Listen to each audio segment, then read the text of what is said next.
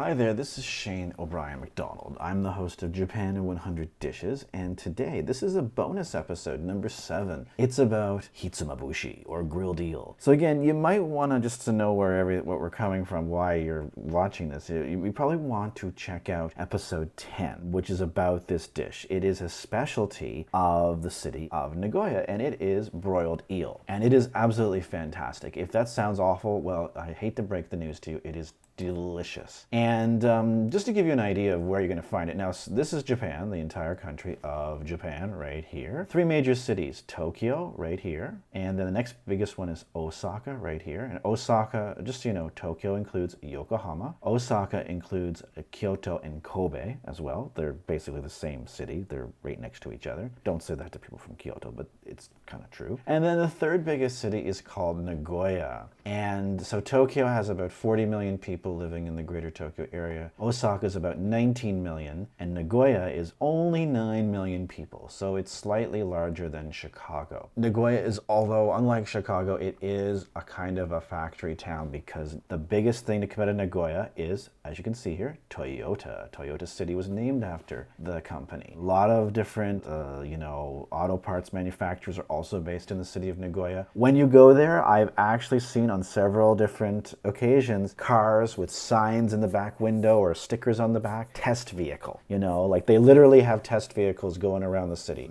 like future like hydrogen cars or whatever they may be. Something you don't typically see in Tokyo as much. Nagoya is also a city of wide streets. So again, it is very, very easy to get around. It's basically a smaller version of other Japanese cities. It has a castle. Unfortunately, a lot of Japanese people often think of it not as a place to visit. So Japan is basically a huge tourist country with people internally going like for tourist reasons, going to different places. And Nagoya isn't really on anybody's list, unfortunately. Although Gifu to the north has a place called Takayama, which is known for thatch roof houses, And again, Nagoya is really close to the Kansai area, Kyoto. Again, there's mountains in the middle here, like in this area, and Ishiga, Ogaki, and Maibara. Between them, there's literally mountains. I was stuck in a blizzard here, and on New Year's Day once, like almost delayed for half an hour, not a big deal, but 10 feet of snow, and then half an hour later you're in Gifu City,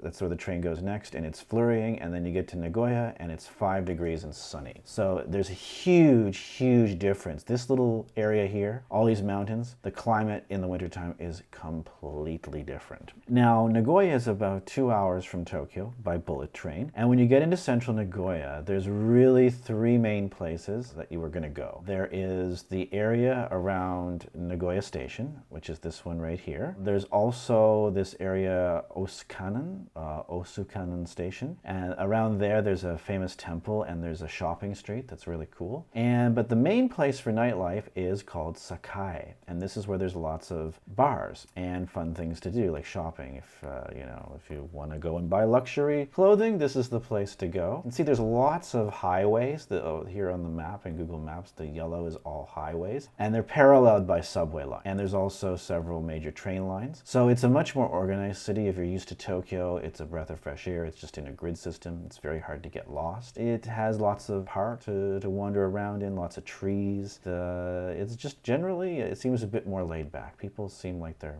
more interested to talk to foreigners, I guess. I could be wrong on that. Who knows? Again, you never know. Everybody's experience is going to be different. Interestingly enough, all the highways, and this is the thing, there's lots of parking in Nagoya. Like literally, when you rent an apartment in Tokyo, good luck finding one with a parking space. You're going to probably have to make separate arrangements. In Nagoya, when you rent an apartment, they literally ask you 1 car, 2 car, 3 cars. How many parking spaces are you going to need? Completely unheard of if you live in the Tokyo area, where people are just happy to have some place to live that's relatively new and earthquake proof. So yeah, it's a completely different vibe as far as the culture of living there. These highways, I've been on them on a bus once from Tokyo. This highway, this is in the center of Nagoya. It was 1 o'clock in the afternoon. I don't know if it was, actually, I'll be honest, I'm not sure if it was which expressway it was, but it was empty. It was there were no cars on it in the middle of a Wednesday afternoon. And it wasn't like a special time of year where people had left the city. It was a normal working day. These highways are literally deserted. So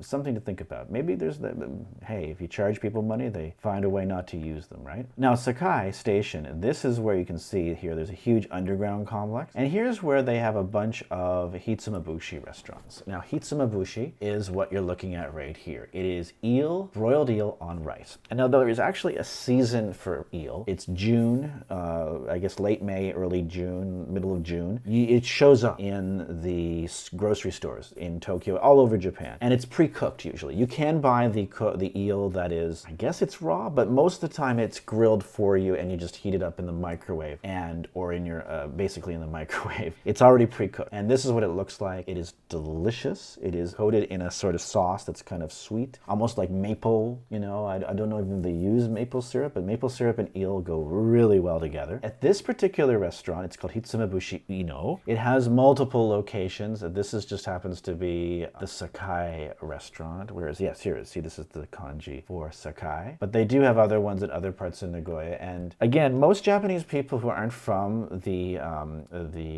Aichi area probably haven't tried this. And there's different ways of eating it. Down the bottom here, there's actually instructions in Japanese on how to eat it. Like whether you want to just eat it as it is, or if you just want to go and add some wasabi and green onions to it, you can do that, just those alone. Or you can do that and add green tea. And it even has a guide. So here is the hitsumabushi, so it's the grilled eel. You've got your paddle / spoon thing going on. Here's where you're gonna find green tea pickle style or something like that. And also here is where you're gonna find the wasabi and the diced green onions. This is dashi in this little thing. It's like a soup base, so you can add that for flavor, or you can just drink it as a soup, I guess. And then here we've got some pickles, basically. So that's what all this stuff is in the photo here. So yeah, you've got your green tea, you've got your green onions, wasabi, pickles, the dashi soup. It's like a soup stock, basically. And it's really tasty. It's really good. So you can alternate either way. And they have three options. They've got the mini hitsumabushi, which is $20, and taxes included. They've got the regular hitsumabushi set, and that's $29 almost. And the superior hitsumabushi set, which is $36 roughly. The only thing that the difference is the size.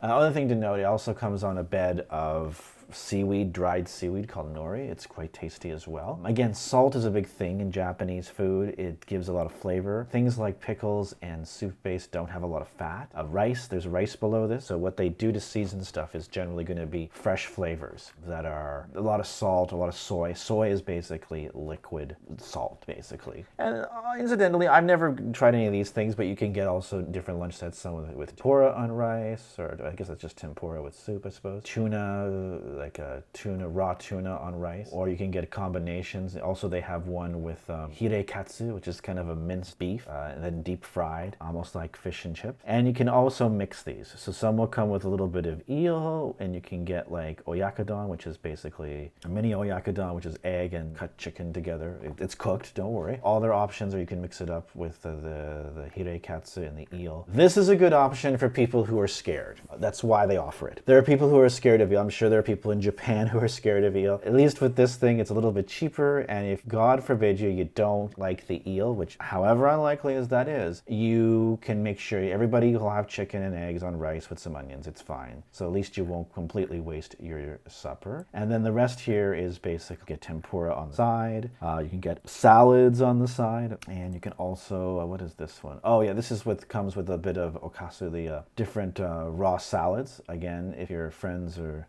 this isn't really vegan food or vegetarian food, but the tempura set here is probably as close as you get. I think they have, they do have a donbori. Oh, look at this. You can also get, you don't like the other stuff, you can just get eel on rice, $31, so you'll save a little bit of money. And I think they also, I guess you can get side dishes too, I think. Let's see what, yeah, you can just get the eel on its own.